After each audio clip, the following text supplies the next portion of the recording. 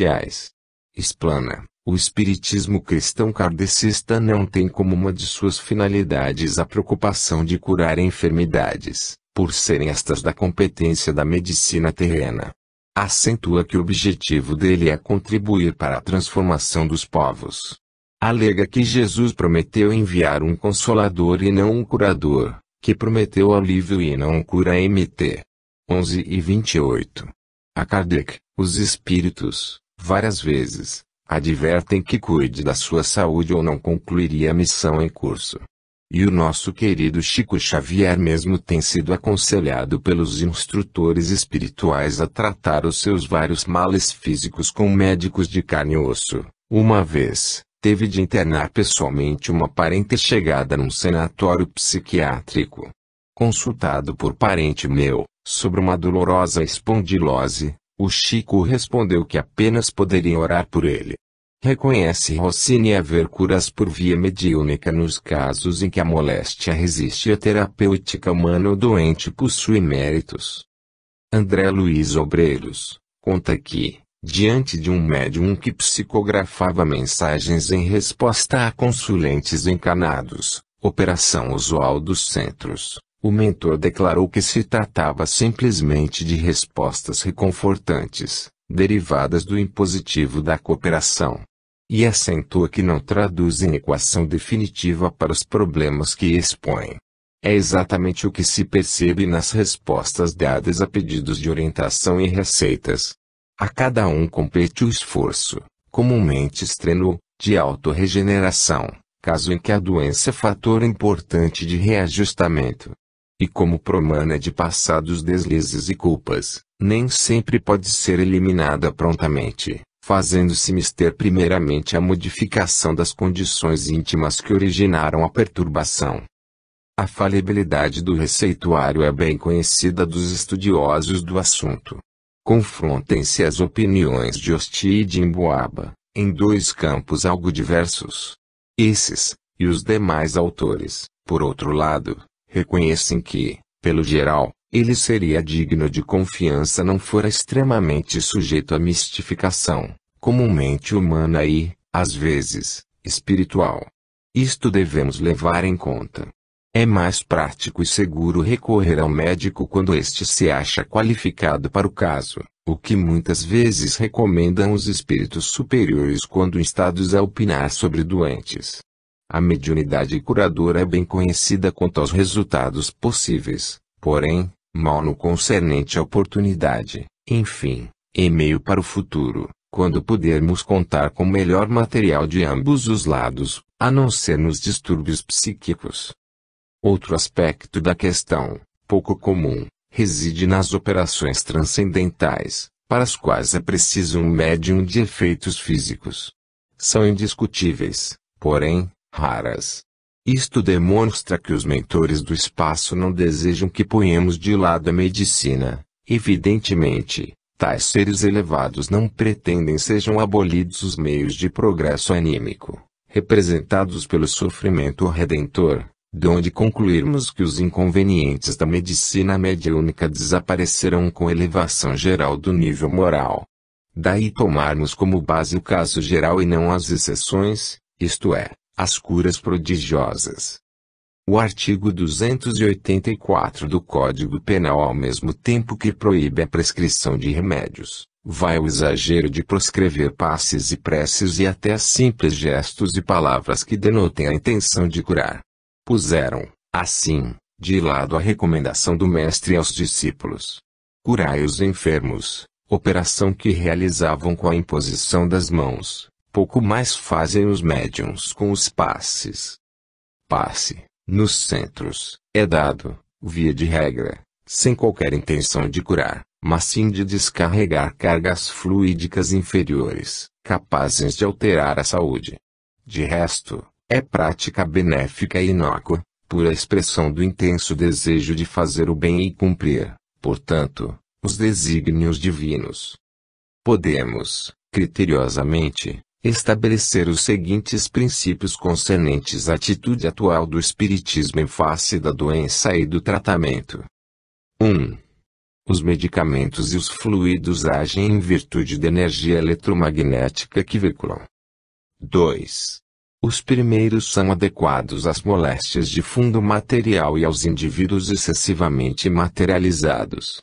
A maior parte dos remédios é ineficiente e, por isso, devemos usá-los parcamente só quando bem indicados. Ponhamos de lado, terminantemente, todos os remédios que me fizeram muito bem uma vez quando, ou que deram ótimo resultado para fulano e avó de Beltrano. Não há, propriamente, doenças. O que há são doentes e cada caso difere de outro, por mais parecido seja. As aparências enganam. 3. Os fluidos, passes, constituem excelente terapêutica para as moléstias mentais, aliados à doutrinação tanto do encarnado quanto dos desencarnados, se os houver. Também para malhas físicos de origem espiritual imediata. 4. Convém, sempre que possível, ouvir os guias, lembrando que nem todos os espíritos são guias. 5. Se tivermos a felicidade de reunir o difícil conjunto de condições que permite a presença ativa de um espírito reconhecidamente superior, então não há restrições a fazer, porquanto grande é o seu poder. É uma exceção e não se pode tomá-la como base de raciocínio. 6. O ideal para os centros espíritas, cujo senso caritativo é notório, é a colaboração de um médico, que julgará das receitas e assumirá a responsabilidade, já que os seus conhecimentos especializados permitirão o socorro, rápido e eficiente, quando houver complicações ulteriores. 7. Os passes habitualmente dados no centro são sempre úteis para aliviar as cargas fluídicas deletérias. Nada curam, senão pequenos males delas decorrentes, dor de cabeça, mal-estar, angústia, etc.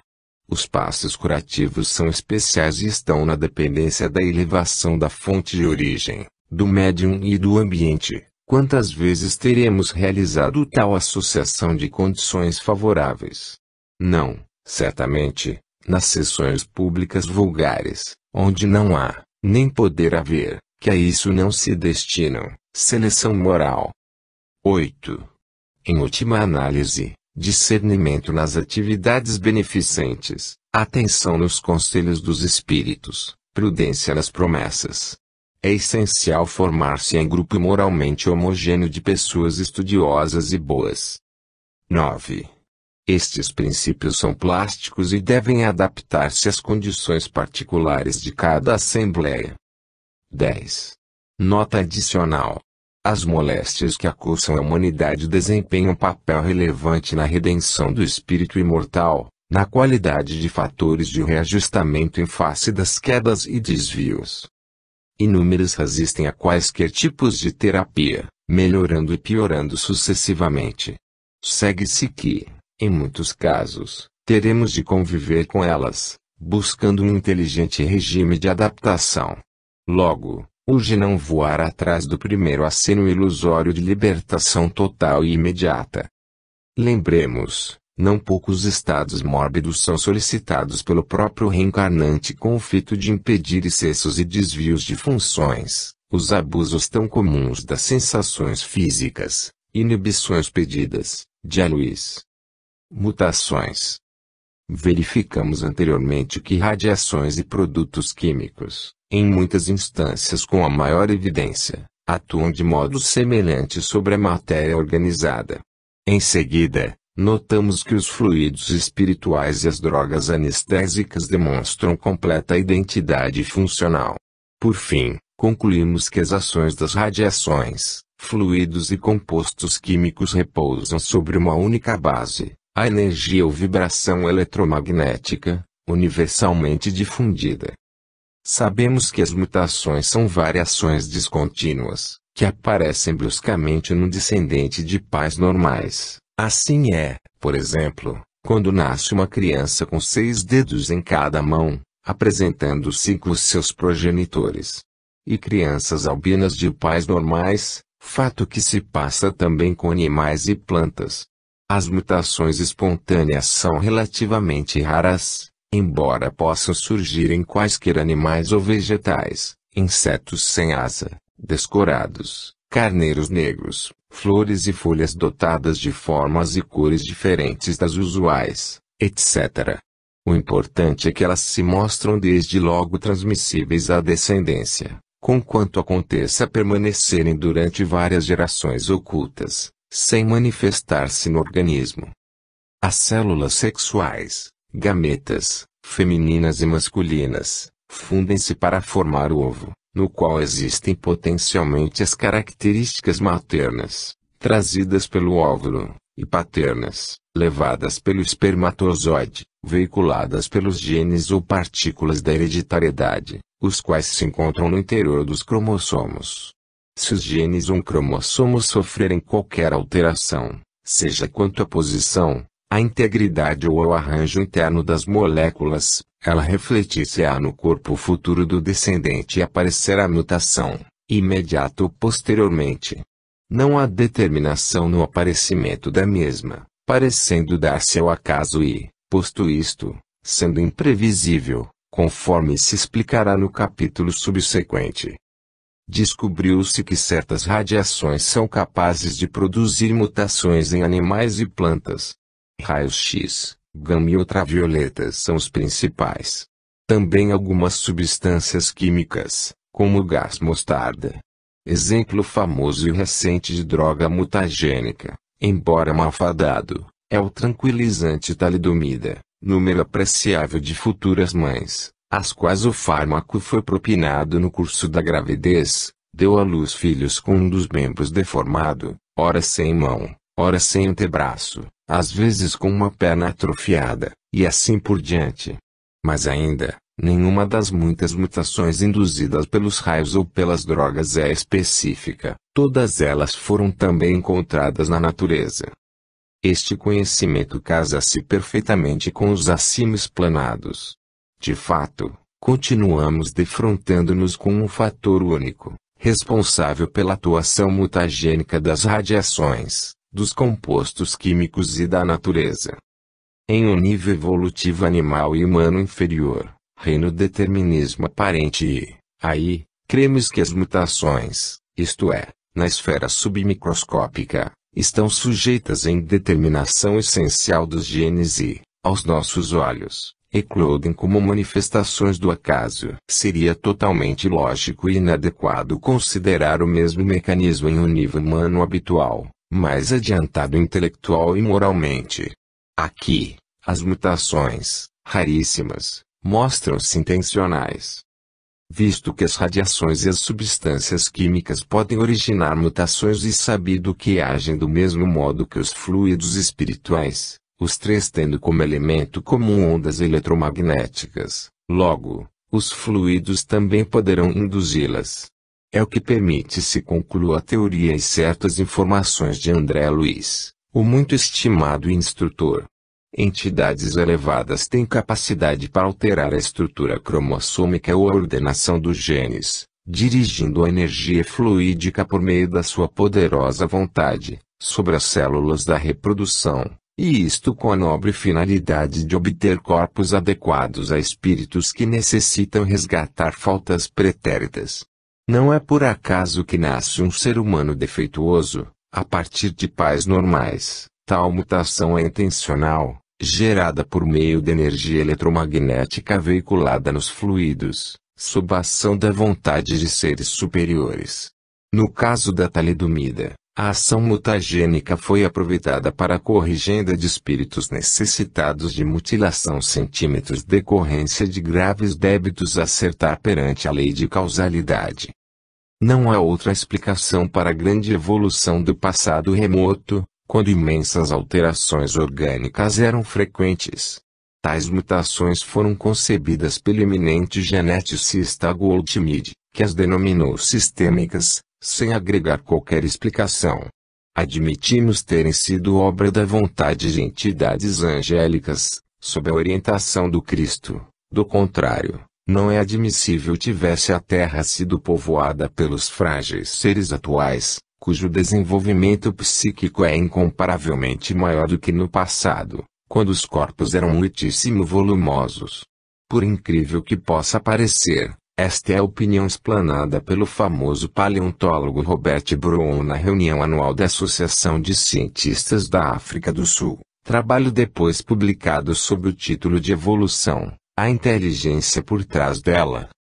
Consoante se sabe, Brown teve importante participação na descoberta de antigo ancestral semístico do homem atual, o Australopiteco, em estado fóssil. A opinião em tela já era de Alfred R. Wallace, descobridor, com Darwin, da evolução por seleção natural e profundo estudioso dos fenômenos mediúnicos e anímicos. Afirmam ambos os sábios, uma inteligência superior dirigiu o desenvolvimento do homem numa direção definida e para um objetivo especial. Não estamos, portanto, desamparados da ciência, conforme muitos lamentam na seara espírita. O supraexposto não é obscuro misticismo, mas uma explicação lógica e que provê um fim à evolução, porquanto, ao mesmo tempo em que a inteligência e o seu órgão, o cérebro, cresciam, o corpo diminuía. Tais questões pertencem ao futuro. A genética, ciência nova, acha-se ainda na fase analítica, de arquivamento de minúcias, e não pode cogitar de uma síntese satisfatória e clara. Atualmente, os seus cultores descem ao nível molecular e acabarão na referida síntese. Mais tarde, procuram entender o comportamento dos agregados de partículas materiais. Quanto a nós, se esse comportamento é absolutamente governado por leis férreas ou se admite certa liberdade de ação é o que examinaremos no próximo capítulo, após a noção de onda. Noção de onda eletromagnética. Falamos bastante de energia, radiação, onda e vibração, não poucas vezes mencionamos a palavra eletromagnético. É hora de adquirirmos uma ideia do que tais vozes significam, mesmo porque são altamente relevantes no campo doutrinário espírita, sendo empregadas a todo momento, inclusive pelos escritores espirituais. Onda é a forma pela qual a energia se propaga no espaço. O movimento do mar dá-nos uma representação do que é onda, bem como os círculos concêntricos formados na superfície de um lago quando pedras caem sobre a água. A parte saliente, ou crista da onda, que sobe e corre indica o movimento gerado pela aplicação de energia, o impacto das pedras. O que vemos é uma sucessão de abalos ou oscilações, isto é, sucessivas cristas propagando-se na água a partir do ponto onde a pedra caiu, tal como no mar, por outras razões. Se houver um tonel ou rolha em cima da superfície, veremos ambos oscilarem, subir e descer alternadamente, à medida que as ondas passam. A distância entre duas cristas vizinhas chama-se comprimento de onda. E o número de oscilações observadas na unidade de tempo, usa-se o segundo. Denomina-se frequência. Quanto maior aquele, tanto menor esta e vice-versa. Por exemplo, quanto mais espaçadamente caem as pedras na água, tanto maiores e menos numerosas serão as ondas. Se caírem muito depressa, as ondas serão numerosas, muito próximas e, portanto, dotadas de alta frequência e curto comprimento de onda. Suponhamos, agora, que não existam as águas do mar e do lago ou poça d'água. Veríamos o barril e a rolha flutuando no ar e não numa superfície visível. Se houvesse propagação de alguma onda, eles passariam a oscilar. É o que sucede com as formas de energia que percorrem o espaço sob a forma de ondas invisíveis. Tanto as cargas elétricas quanto os campos magnéticos produzem ondas desse tipo, e, mais, um campo elétrico é sempre acompanhado de um campo magnético. Em virtude desse relacionamento manifesto, as diversas formas de energia que se propagam ondulatoriamente no espaço receberam a designação de ondas ou radiações eletromagnéticas. Também podem ser chamadas de vibrações. Podemos defini-las assim. As ondas eletromagnéticas são formas de energia constituídas de campos elétricos e campos magnéticos, situados em planos perpendiculares entre si, que se deslocam velozmente no espaço. No vácuo, sua velocidade é a da luz, 300.000 km por segundo.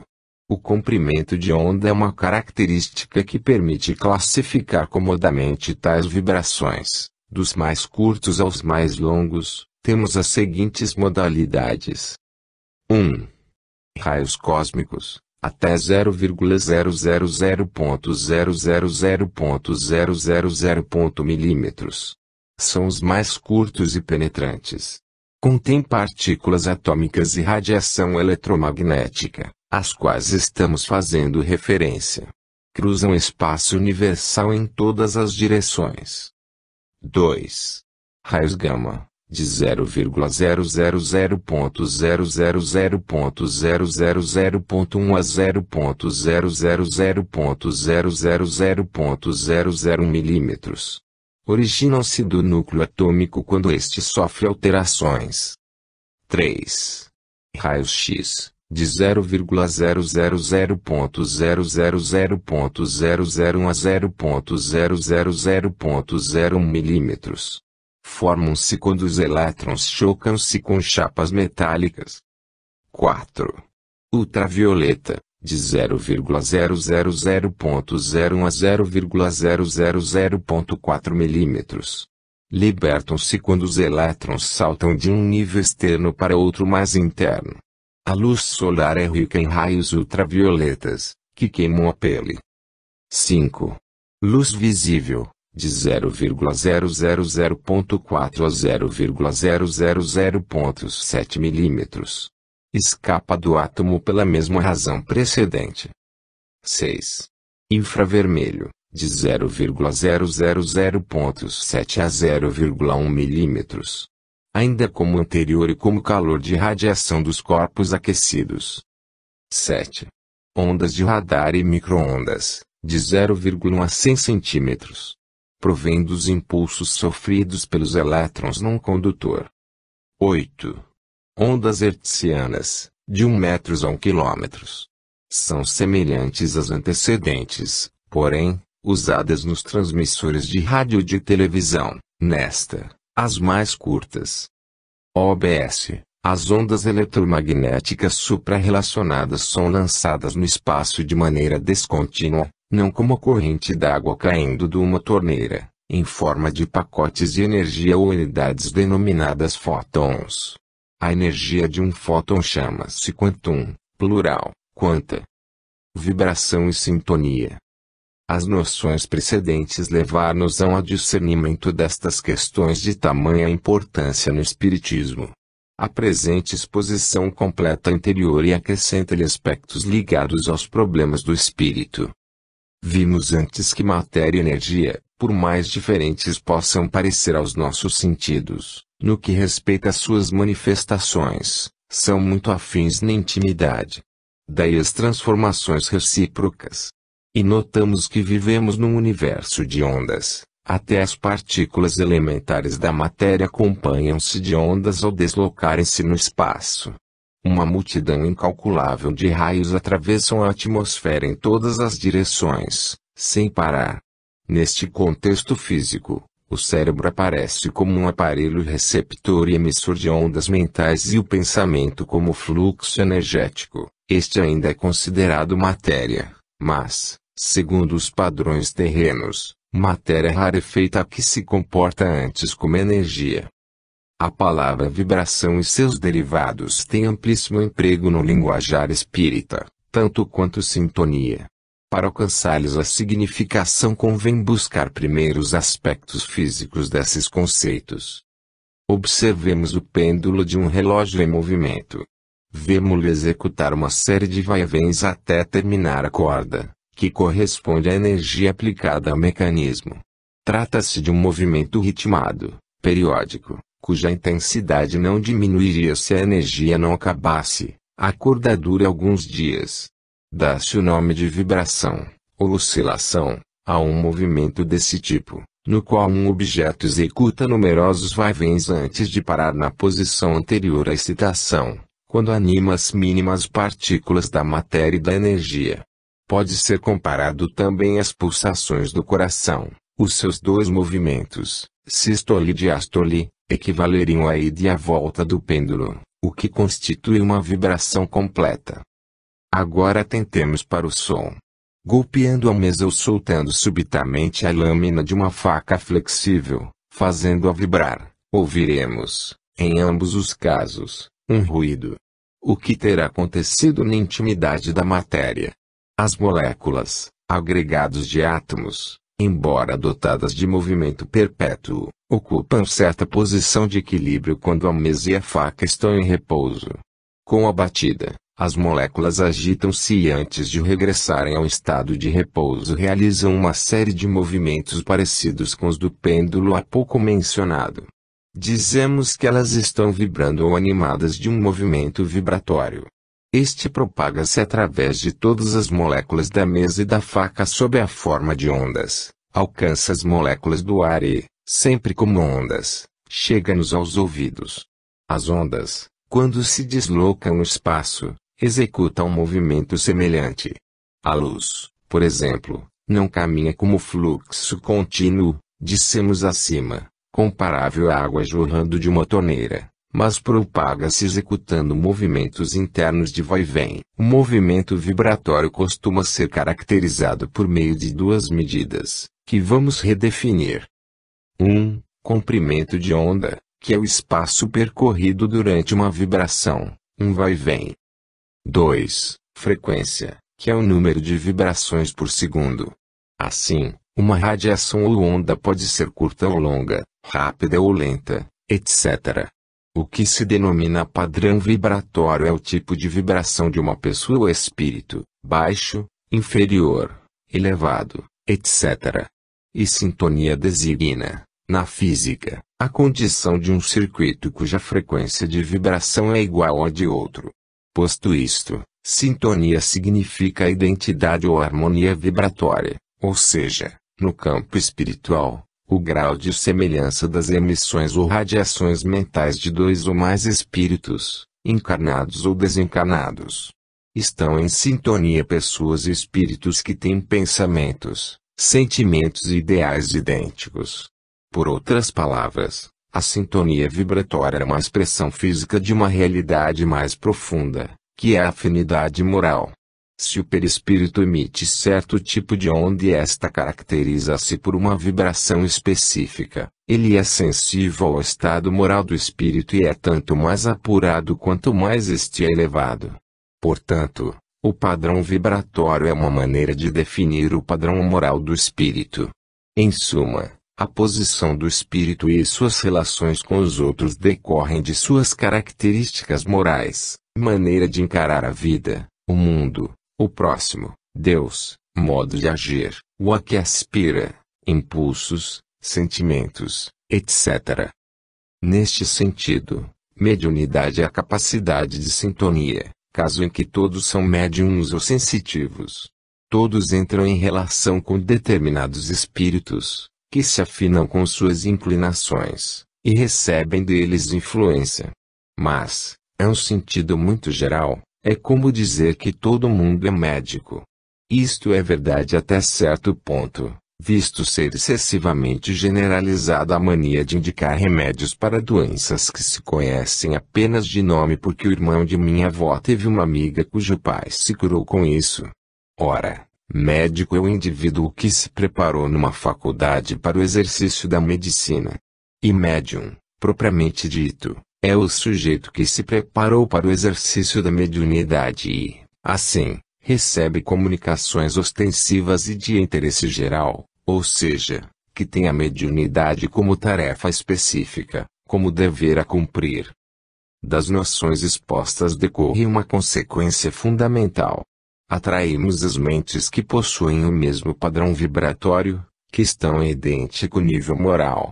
A comunicação interespiritual é controlada pelo grau de sintonia, a qual, a seu turno, promana da afinidade moral. Temos, por isso, a companhia espiritual que desejamos mediante nosso comportamento, sentimentos, aspirações e pensamentos. Não que tenhamos escolhido intencionalmente pessoas e espíritos do nosso séquito habitual. Mas fazemos tal escolha automaticamente de acordo com o nosso modo de ser, Estão ao nosso redor aqueles que sintonizam conosco, ou que têm contas a ajustar. E o caso de perguntar, como podemos elevar cada vez mais as nossas vibrações e, assim, aprimorar a capacidade de sintonia. Só há um meio, enriquecendo o pensamento por meio do desenvolvimento da inteligência, estudo, conhecimento, compreensão, e do sentimento, prática do bem, serviço prestado, moralidade. Tais são as duas vias do progresso espiritual, em suma, autoaperfeiçoamento pelo esforço próprio no caminho do bem. Isto é uma norma geral, com particular aplicação à mediunidade, que não progride sem o aprimoramento do médium. Em virtude do princípio de sintonia, estabelece-se uma dependência entre encarnados e desencarnados quando ambos estão perturbados e emitindo vibrações viciadas. Estas retêm os menos vigorosos ou mais transtornados. A identidade vibratória inferior, no caso de ódio, mágoa, ressentimento, tristeza, desânimo, etc., prende os desencarnados mais ou menos inconscientes do seu estado na aura magnética dos encarnados. Ocorre, assim, influência recíproca, troca de pensamentos e sentimentos, e, portanto, obsessão bidirecional. Inversa comumente, por esse mecanismo, parentes e amigos mortos há anos continuam a conviver com os antigos companheiros, como se ainda fossem vivos, sentam-se à mesa, choram com os amigos, lamentam-se com os parentes, deitam-se com eles à cama. E age o desequilíbrio no ambiente doméstico. Nota: nossos apontamentos sintéticos objetivam apenas destacar a analogia do que se passa no mundo íntimo das forças corpusculares que entretecem a matéria física e daquelas que estruturam a matéria mental.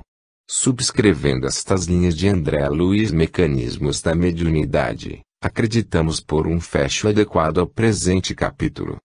O desenvolvimento científico e técnico. Epílogo: para onde nos levará? Hoje, pessoas inteligentes questionam a relevância da ciência e põem em dúvida o valor do progresso material.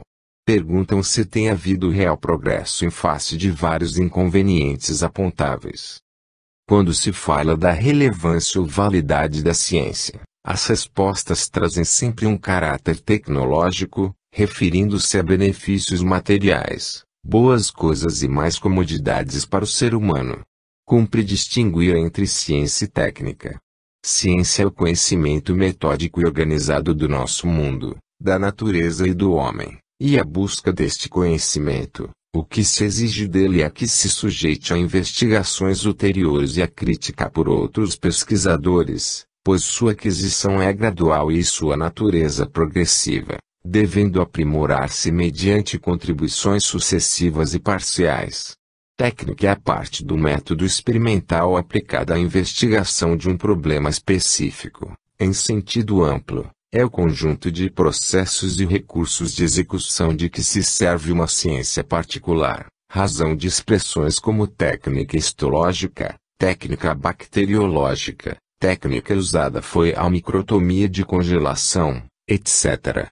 Tecnologia, palavra de cunhagem recente, exprime o conjunto dos processos, ou técnicas, que o homem emprega para transformar seres e corpos da natureza em objetos úteis. Diz respeito, portanto, a instrumentos e técnicas industriais, donde unir ciência e engenho.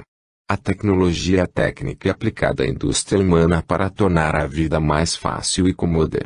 O principal fator do seu enorme desenvolvimento foram os modernos recursos energéticos, antes inexistentes. A diferença esclarece-se quando se pergunta por que um homem realiza uma investigação. O cientista estuda um problema tão somente para ampliar o nosso conhecimento básico da natureza. Ele sabe que isso ajuda a fazer objetos úteis, mas o técnico é quem aplica o conhecimento a finalidades práticas. Poucos são, ao mesmo tempo, cientistas e tecnólogos, porquanto as duas atividades envolvem mentalidades diferentes. Matemáticos e físicos investigam os fenômenos relativos ao comportamento e constituição dos corpos, e os químicos as transformações da matéria, mas é o engenheiro quem concebe máquinas, monta fábricas, planeja prédios e pontes. Os fisiólogos estudam as funções do corpo e a ação das drogas, mas é o médico quem usa isso no tratamento dos doentes. Uns querem saber o que as coisas são, outros para que servem. Voltando ao problema acima enunciado, muitos duvidam da validade do progresso tecnológico, antes aceito sem reservas, com entusiasmo. Em face do ruído ensurdecedor dos grandes aviões, declaram que o transporte aéreo não é tão importante. Considerando os efeitos colaterais nocivos das drogas medicamentosas, acham que a natureza é mais sábia. E os efeitos prejudiciais dos inseticidas, que não vale a pena interferir no meio ambiente. Até as viagens à Lua são contestadas mediante o argumento de que, havendo tanta miséria na Terra, não se admite fortunas tão vastas sejam gastas sem benefício imediato. O que eles pretenderiam seria reduzir o ritmo das aplicações técnicas ou mesmo paralisá-las. É verdade, Palmar, que o desenvolvimento tecnológico trouxe uma série de inconvenientes, e dos mais graves, que foram minuciosamente analisados, em computadores, por um grupo formado de técnicos, cientistas e economistas, conforme exposição feita por Meadows et al., 1973. Aproveitaremos os seus dados precisos e concisos. Podemos verificar que a problemática mundial, os problemas que afligem povos e países, consta de pobreza em meio à abundância, perda de confiança nas instituições, expansão urbana descontrolada, insegurança nos empregos, alienação da juventude, rejeição de valores tradicionais, por exemplo, autoridade, moralidade, religião, disciplina, respeito humano, inflação e outros transtornos econômicos, aos quais cumpre acrescentar ruptura da integridade moral, delinquência, toxicomania, sexolatria e agressividade.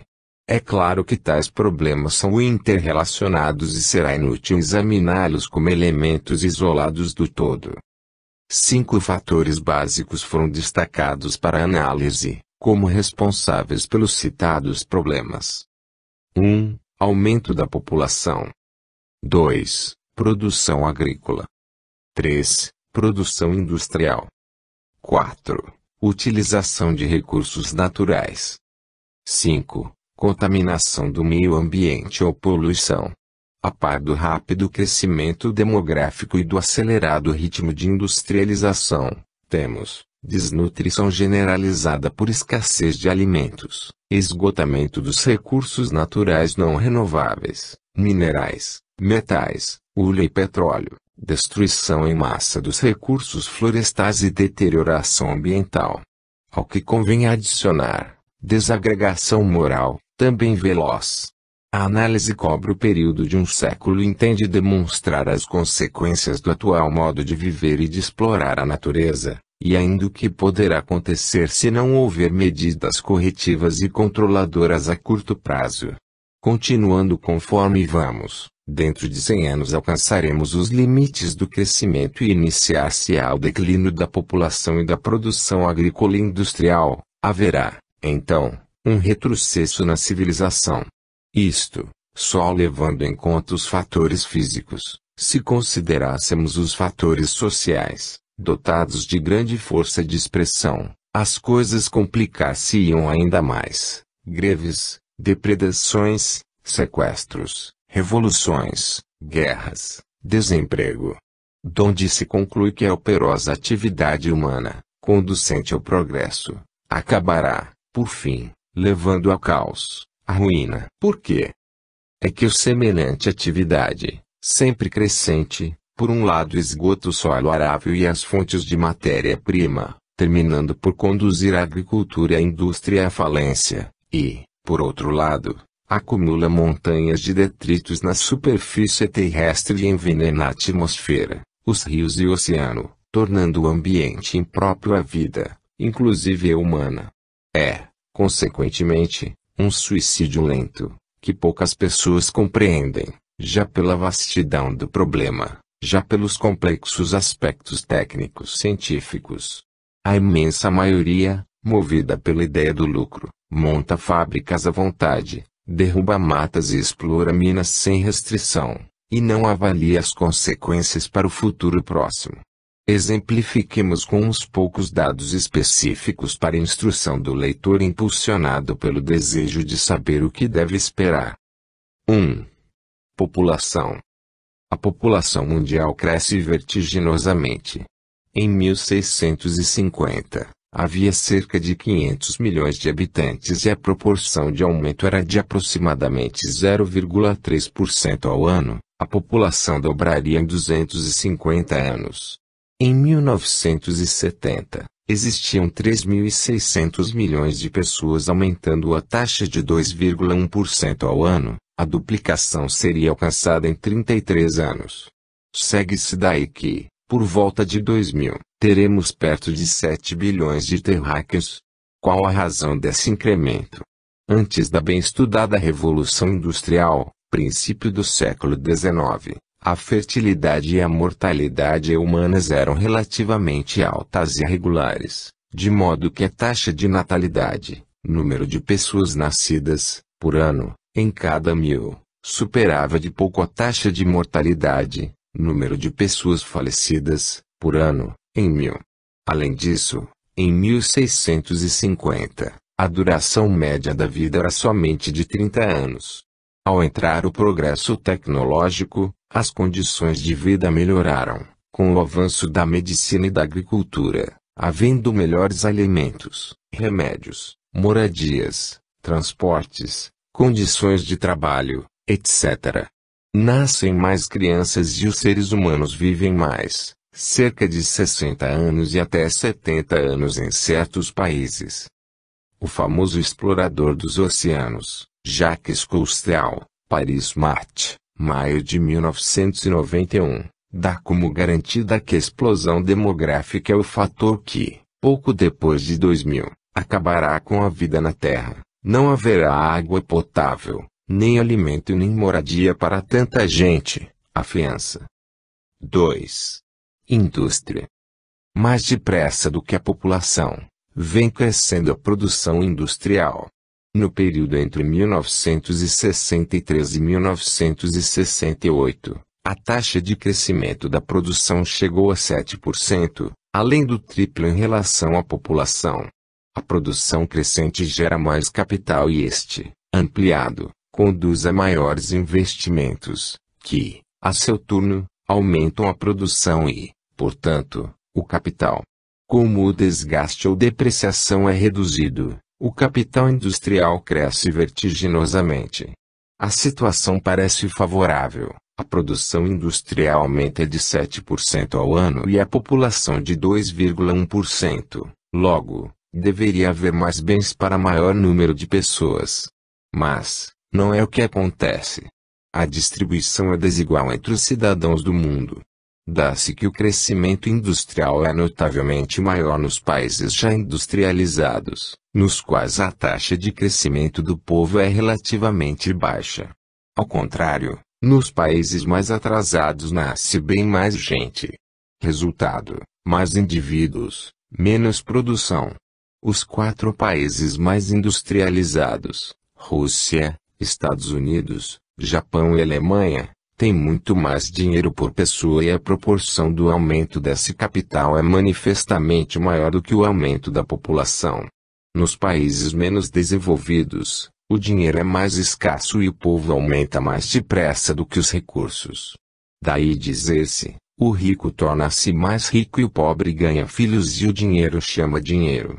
Quanto ao Brasil, nota-se, nos últimos tempos, acentuada a melhoria na situação econômica e suas perspectivas são excelentes em face do futuro próximo com as recentes e variadas descobertas de lençóis petrolíferos e a aceleração da indústria pesada. O que há de perguntar-se é o que acontecerá à base física desse progresso econômico e populacional. Haverá recursos para que ele prossiga na forma atual. 3. Alimentos. Provavelmente 50 a 60% da população terrena recebe alimentação inadequada. A produção agrícola também sobe, porém, somente nos países mais adiantados. Nos demais, é estacionária e não superior ao crescimento da população. Disso decorrem fatos como este: em Zâmbia, África, 26%, no Paquistão, Ásia, 14% e na Bolívia, América do Sul, 8,2% das crianças morrem antes de completar um ano e muito mais antes da idade escolar. É bem de ver que a produção de alimentos exige, antes de qualquer medida, solo cultivável. E parece haver, no máximo, uns 3,2 bilhões de hectares disponíveis na terra, e a melhor metade está sob cultivo. A outra metade acarretará despesas enormes se tiver de ser aproveitada. É de supor se haja carência dentro de 30 anos, continuando a incrementar-se a população como agora. Chegará, portanto, o dia em que os alimentos começarão a subir de preço a ponto de muitos morrerem de fome e outros comerem mal. Ora, isto já está acontecendo, de fato, em várias partes do mundo. Ocorrem 10 a 20 milhões de mortes anuais atribuíveis direta ou indiretamente à desnutrição. Em seguida ao solo, vem a água doce como fator importante na produção alimentar, a qual, em diversas porções do planeta, faltam é difícil de obter. 4. Recursos naturais. Os grandes processos industriais demandam numerosas matérias-primas que a natureza não tem de fornecer, cujo consumo igualmente ascende velozmente. Por exemplo, minerais, petróleo, hulha, metais e gás natural, incapazes de renovação. Mesmo a madeira, passível de reposição pelo esforço humano, sobe continuamente de preço porque as madeiras de lei não são plantadas e, quando são, crescem com apreciável lentidão. Avalia-se que daqui a 100 anos será extremamente custosa a obtenção de vários metais úteis à indústria. Basta ver que, nos últimos 30 anos, os preços do chumbo e do mercúrio subiram 300% e 500%. A tais dificuldades soma-se o constante aumento do consumo de energia. Pode duvidar-se de que os 7 bilhões de indivíduos do ano 2000 venham a dispor de suficientes matérias-primas para o desenvolvimento econômico e um razoável padrão de vida, caso prossiga o atual ritmo de produção. Mas, as produções agrícola e industrial, e o estilo de vida associado a elas, dão origem ao terrível problema subsequente, do qual toda a gente se queixa hoje em dia. Apesar da ameaça que ele representa, vai se tornando cada vez mais palpável, servindo de exemplo São Paulo. 5. Poluição. Os refugos do engenho e da existência dos seres humanos vão se acumulando crescentemente na superfície planetária e invadindo os ares e as águas, tornando-se visíveis, incômodos, irritantes e, por último, nocivos à saúde e à vida das plantas e animais. Óleo e excremento nas praias de banho, mercúrio nos peixes do mar, chumbo e gases tóxicos no ar das cidades, montes de lixo, latas vazias em toda parte, valas com água suja, etc., são produtos usuais do trabalho industrial e da simples presença do homem em grandes concentrações. Com isso, o meio ambiente torna-se perturbado e, aos poucos, inadequado à vida. Em conclusão, avoluma-se a poluição. Muitas são as fontes de poluição: indústria química, usinas elétricas, usinas atômicas, chaminés de fábricas, veículos motorizados e o lixo estão entre as maiores. Vejam o que se joga afora nos Estados Unidos anualmente: 48 bilhões de latas, 26 bilhões de garrafas, 65 bilhões de tampinhas e 7 milhões de automóveis como sucata, não contando móveis, utensílios, etc., imprestáveis. Uma família produz, em média, 3 kg diários de detritos. Até o calor, derivado do uso intensivo de energia, e o gás carbônico, oriundo dos carros, inofensivos em si mesmos, pioram o meio. O calor, por exemplo, Afeta o clima local e perturba a vida aquática. Poluição térmica. O ruído demasiado perturba o sono e o equilíbrio mental de muitas pessoas. Poluição sonora. Quanto às substâncias químicas, inúmeras mostram-se patentemente venenosas. E o oxigênio, o gás vital?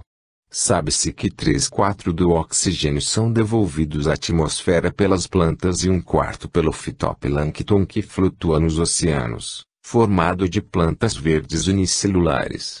Derrubando as árvores e lançando resíduos tóxicos nos mares, reduz-se aquele gás pouco a pouco. Embora muitos cientistas tenham dado brados de alarme e escrito obras esclarecedoras, poucos avaliam a magnitude e a significação do problema da destruição do ambiente em que vivemos. Os poluentes podem espalhar-se muito longe e perdurar longamente. Não poucos afetam a saúde humana, originando enfisema, asma, bronquite, câncer pulmonar e conjuntivite, por exemplo. Interroga-se: a crosta e a atmosfera terrestres poderão suportar e manejar tamanha cópia de materiais perniciosos à vida? Quanto mais industrioso é o homem, tanto mais se degrada o meio no qual tem de viver. O combate à poluição exigirá quantias gigantescas de dinheiro e vastíssimos recursos técnicos, ainda não elaborados. Círculos viciosos. Prevê-se que antes de 2100 as referidas atividades terão chegado ao limite do seu crescimento. Sem medidas corretivas, ficar-se-á envolvido nos seguintes círculos viciosos, promanados das informações resumidas acima. 1. O aumento da população determina a maior cota de alimentos. 2. A produção de alimentos cresce com o acréscimo de capital. 3. Mais capital leva a consumir maior cópia de recursos naturais. 4. O uso deles na indústria e na agricultura gera poluição. 5. E, finalmente, a diminuição das reservas de matéria-prima e a poluição conduzem à redução tanto da população quanto dos alimentos. É um ciclo fechado difícil de romper. Espera-se que, entre 2000 e 2050, haja somente ampliação da população e da poluição. E que, até 2100, tudo esteja em decréscimo. Vindo o colapso logo a seguir, terão sido ultrapassados os limites naturais do crescimento por falta de matéria-prima, ruína da agricultura e hipertrofia da poluição. Tal é a perspectiva da humanidade se o ritmo de atividade continuar como é agora, não se levando em conta fatores agravantes, como guerras e epidemias, que apressariam a decadência do nosso mundo. O progresso sozinho acabará com a civilização. Esperanças. Talvez se dobrássemos a quantidade de recursos naturais, supondo novas descobertas de minerais, petróleo, etc., a coisa se equilibrasse. Não, cresceria tanto a industrialização que a poluição, o eterno fantasma, se tornaria mortífera e, afinal, os recursos acabariam com mais alguns anos. E um aumento das áreas verdes. A grande esperança seria a própria tecnologia, mediante a descoberta de novos materiais e novas técnicas.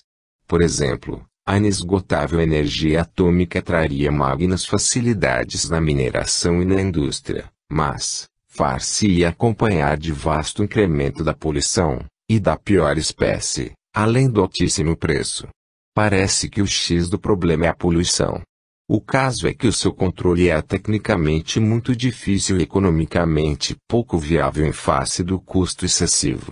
Ainda que se conseguisse controlar a poluição e reduzir o consumo de matéria-prima natural, cresceriam a produção industrial e a população, acarretando deficiência de alimentos. Se a agricultura progredisse muito, por meio de novas técnicas, decorreria grande aumento de alimentos a par da industrialização. Seria ótimo para a população, que poderia reproduzir-se à vontade, mas a poluição tornar-se-ia letal. Não há saída, conforme as coisas passam-se agora. O que se pode dizer é que a aplicação de soluções tecnológicas poderia prolongar o período de crescimento, mas não eliminar as condições desfavoráveis, adiar, mas não impedir o desastre. Isto só quanto aos aspectos materiais, volte a reafirmar-se. É bom acentuar que a tecnologia, junto com os amplíssimos benefícios que introduziu na vida humana, permitindo criar utilidades e prolongar a vida humana, trouxe também uma série não pequena de problemas ou efeitos deletérios. Acabamos de examinar a explosão populacional, a depressão dos recursos naturais, sobretudo minerais, e a contaminação do meio, poluição e resíduos sólidos. Favorece ainda a migração de gente do campo para as cidades, atraídas pelas aparentes facilidades, a formação de impérios industriais e comerciais, concentrando a riqueza nas mãos de poucos, a violência e a guerra. Mas, de fato, só o esgotamento das reservas naturais de matéria-prima e a poluição são obra exclusiva da tecnologia. Agora, cumpre atentar para outro lado da história. Não podemos, se somos racionais e lógicos, considerar a tecnologia como perniciosa ou inútil, a despeito dos seus reconhecidos inconvenientes. Todo nosso estilo de vida depende das suas realizações. Que dizer dos veículos motorizados, das geladeiras, do cinema, dos aparelhos médicos, dos medicamentos essenciais, das máquinas impressoras, dos computadores. Muitos dos desenvolvimentos técnicos são indispensáveis ao futuro da espécie humana. Afirma o fotoquímico inglês G. Porter, 1973. O nosso progresso tecnológico é parte da evolução do homem. Poucos hão de querer voltar à áspera luta pela existência e a escravidão do árduo trabalho braçal. Muitos desejam a redução das aplicações técnicas ou mesmo suspendê-las, mas a população continuaria a crescer. Vimos antes que a comunicação de Vaucanson prova que o caminho da evolução terrena tinha de ser tal é. Soluções não técnicas. Não podemos, assim, eliminar a tecnologia e se ela continuar, seremos nós os eliminados. Urge, portanto, introduzir um novo fator na questão: controles deliberados do crescimento da população e da produção industrial, os dois fatores que aumentam desordenada e verticalmente, sugerem medo aos e coos. Como a Terra é limitada em suas dimensões e capacidade, restrições serão necessárias ao seu povoamento e utilização, dizem-nos. É preciso romper os círculos viciosos apontados para evitar o colapso material no próximo século. Que medidas levariam a tal resultado? A imposição de controles da natalidade e da produtividade, desviando o capital da fabricação de utilidades materiais, é praticamente impossível, pois o homem de negócios não está preparado para renunciar às suas ambições e inclinações. Mas, essas medidas corretivas e estabilizadoras terão de ser tomadas já. Não é possível esperar até o ano 2000, seria tarde demais, prevê-se. Ora, o que o ser humano indisciplinado dera presente mais detesta é controle, restrição, limitação. Contudo, o fato irrecusável é que mudanças fundamentais se revelam indispensáveis, antes que a natureza imponha uma limitação definitiva por esgotamento. O estado de equilíbrio, em que a população e o capital se encontrem estabilizados e proporcionais, não tendo em conta os desajustes sociais, exigirá forçosamente restrições a certas liberdades humanas e ao egoísmo individual. Já agora se invoca o lado moral da questão, uma mudança básica de valores e objetivos em níveis individuais, nacionais e mundiais. Acentuando o buzzword, a situação é grave se permanecer como está e no ritmo em que as coisas se processam, sem nenhuma intervenção do homem para conter este estado de coisas. Por outras palavras, caminhos inteiramente novos são necessários. A iniciação de novas maneiras de pensar. Liberar forças morais, intelectuais e criativas necessárias para iniciar-se tal empreendimento. Todavia, pergunta-se, por que ele faria isso, de súbito, sem mais nem menos, se ama comer, beber, divertir-se, ganhar o máximo sem considerar os meios e estar bem acima dos seus semelhantes? Que tipo de educação recebe desde a infância, senão a que objetiva ensiná-lo a competir e a vencer na vida a qualquer preço? O que lhe falta é respeito e amor ao próximo, é solidariedade e cooperação, é sentimento de fraternidade, tudo isso aliado à ignorância dos valores do espírito. O que realmente se faz mister, acima de tudo, é uma revolução moral, uma transformação interior, conforme